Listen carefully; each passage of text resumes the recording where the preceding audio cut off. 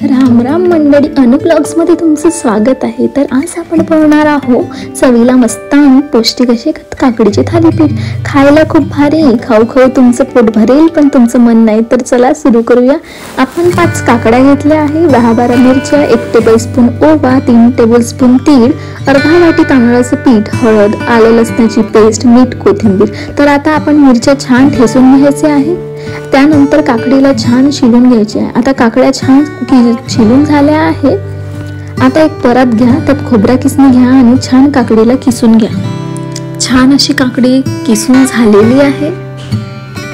काकडीच्या किसातलं सर्व पाणी हे काढून घ्यायचं आहे आणि एका बाउल मध्ये छान पिळलेलं किस हे छान काढलं की एका परातीत किस टाकून घ्यायचं आहे।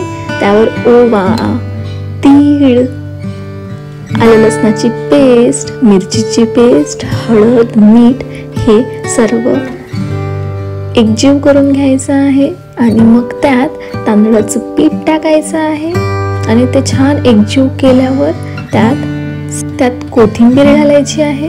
आता आपला सारण तयार झाला आहे। गॅस ऑन करायचं, त्यात तवा ठेवायचा, छान असं ऑइल लावून घ्यायचं आहे। काकडीच्या सारणाला छान असं पसरवून घ्यायचं आहे तव्यावर। आता त्याला छान असं तेल लावून घ्या। तेल लावलं की छान असं खरपूस होईपर्यंत शिजू द्या।